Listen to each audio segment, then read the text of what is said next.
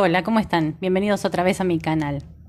Hoy les voy a hablar sobre esa sensación de incomprensión que la mayoría de las personas con esclerosis múltiple sentimos, sobre todo en los primeros tiempos después del diagnóstico.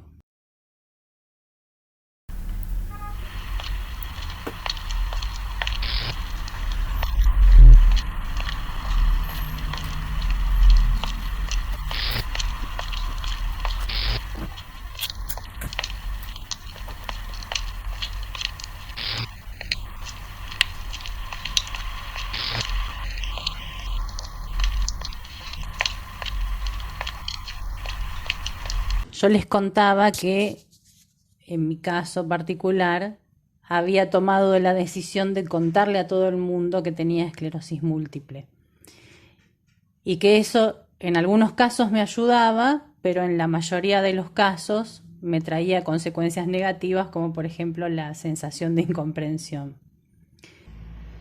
Había casos en los que realmente yo sentía que me hacía bien porque por lo menos hablar del tema a mí me provocaba como un cierto alivio.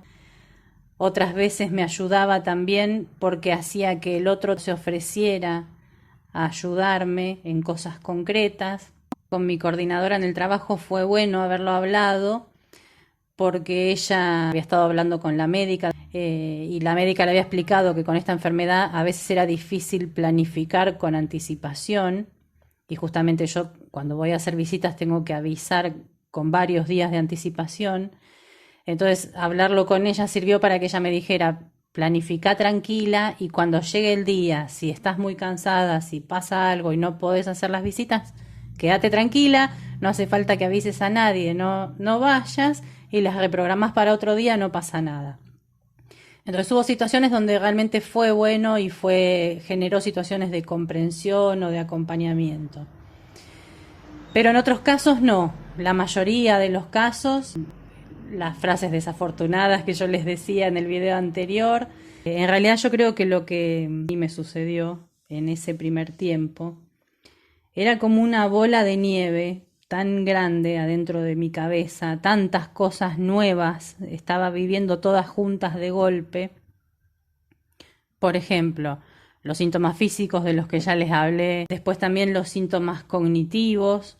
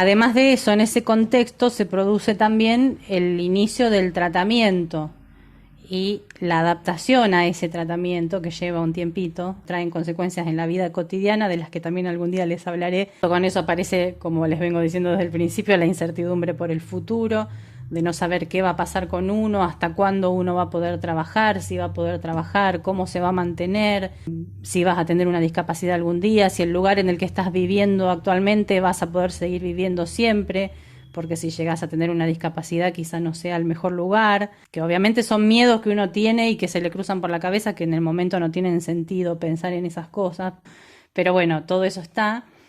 Y junto con eso se dan también un montón de cambios de humor, muy bruscos por momentos, de pasar del enojo a la tristeza, a la angustia desconsolada y a momentos de euforia, de decir, bueno, esta enfermedad no va a poder conmigo y querer como hacer que ella no existe. Y uno va pasando de un estado al otro en cuestión de minutos. Las limitaciones en la vida cotidiana, que también se las contaba en el video sobre el cuerpo, o sea, hay un montón de cositas de múltiples cositas que uno va sintiendo y que son muy difíciles de procesarlas. O sea, yo creo que al principio uno no llega, yo ahora se las estoy diciendo como si fuera un listado de cosas, yo creo que al principio no las llegaba a registrar de esa manera, a distinguir una de otra.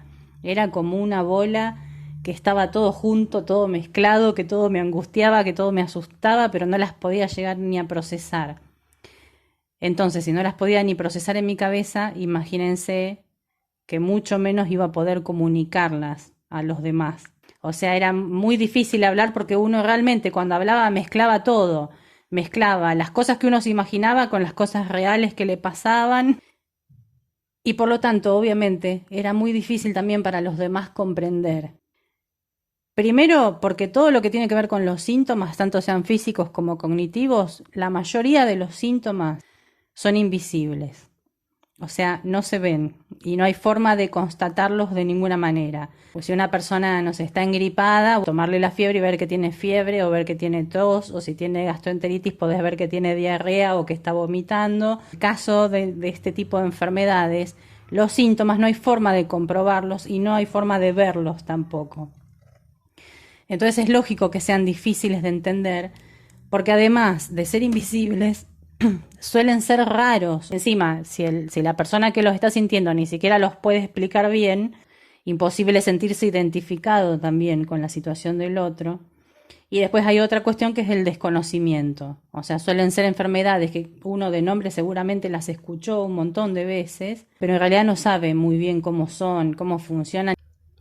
Entonces realmente yo cuando hablaba me sentía muy sola. Todo ese primer tiempo me sentía muy sola, muy incomprendida y como que los demás o no entendían nada de lo que les estaba diciendo o yo interpretaba que tampoco les interesaba mucho entender. Me decían que yo me estaba dando mucha manija, que yo como sabía lo que tenía, estaba pendiente de las cosas que me pasaban, de los síntomas que tenía. Bueno, se dan muchas situaciones de esas, con el tiempo uno las puede entender y puede entender también al otro por qué reaccionaba de esa manera o por qué le costaba entender. Pero bueno, al principio era angustiante. Y realmente sentía que no tenía con quién hablar. Creo que es algo que nos pasa a todos o a la mayoría. Pero de todas maneras, a mí me parece que sería injusto terminar el video de esa manera. Porque yo creo que en realidad sí había personas con las que podía hablar, que a mí quizá en el momento me costaba verlo, me costaba identificar a estas personas, lo fui viendo con el tiempo, pero yo tengo que dar gracias a la vida de que yo sí tuve personas con las que podía hablar. Primero, tengo que dar gracias de que yo ya estaba haciendo terapia desde antes del diagnóstico y ese fue un espacio fundamental. Ya algún día también voy a hacer un video sobre la importancia de hacer terapia después del diagnóstico si uno no venía haciendo de antes. O sea, es fundamental. Después también una personita con la que yo sí podía hablar era mi mamá. Que mi mamá tuvo la astucia, cuando nos enteramos todos el diagnóstico, de ponerse a buscar en internet, no tanto cosas sobre la enfermedad en sí misma, aunque seguramente habrá leído cosas de la enfermedad, pero ella se puso a buscar más que nada cosas sobre cómo acompañar a un familiar que tenía esclerosis múltiple. De hecho, ella conoció un montón de blogs de chicos con esclerosis que después me los terminó pasando a mí. Ella se puso a buscar como para escuchar a otros, leer a otros, para tratar de entender lo que yo decía. Creo que en serio sería injusto terminar este video diciendo que uno al principio se siente muy incomprendido, cuando en ese momento del principio había personitas que estaban buscando cómo acompañarte, que te estaban escuchando. Yo con mi vieja podía hablar horas y llorar horas, y si bien ella cuando vio el video de frases desafortunadas se sintió identificada con algunas, así todo me daba el espacio para hablar y para compartir. Otra personita, gran regalo de la vida, es mi amiga Jessie. Era una de las pocas personas, le decía yo, con la que sentía que podía hablar, sobre todo porque esas frases desafortunadas que yo dije en el otro video, jamás ella me dijo ninguna de esas frases. Al contrario, yo siempre le agradecía que ella no es que me quería sacar de la situación de angustia. Yo estaba angustiada y lloraba y lloraba y lloraba. Ella lloraba conmigo y me decía, sí, es una mierda. Y no me decía más nada, no me decía, bueno, no aflojes, pensá en lo positivo. No, lloraba conmigo y nada más. Y me decía, es una mierda, todo lo que te está pasando es una mierda y yo no lo entiendo. Puede parecer una pavada, ¿no? A algunos les parezca, bueno, un buen amigo te tiene que dar consejos para que no estés triste, no te tiene que decir que es una mierda lo que te está pasando. Bueno, yo les aseguro que en mi caso fue lo mejor que me pudo pasar en ese tiempo, de sentir que había alguien que me estaba entendiendo, que después con el tiempo obviamente yo fui saliendo de esa sensación y ahora nos reímos de eso. Y es más, después le ha tocado a ella también vivir situaciones de mierda y nos reímos porque ahora invertimos los roles. Después, otra situación que en ese primer momento me ayudó mucho fue haber buscado en Facebook un grupo de gente con esclerosis múltiple, que a mí en ese primer momento me hizo muchísimo bien. Yo no soy una persona muy sociable, soy más bien tímida y en el grupo me animaba a compartir, a participar y realmente sentía que ahí todo el mundo entendía lo que yo estaba diciendo. Después me terminé alejando también del grupo, razones que no son nada del otro mundo, digamos, en realidad no porque haya pasado nada malo. Y no creo que fue parte de mi proceso de aceptación de la enfermedad, en un momento necesité como cortar con el grupo. Dentro de poco, en alguno de los próximos videos, voy a hablar sobre eso, sobre lo que a mí me pasó con el grupo.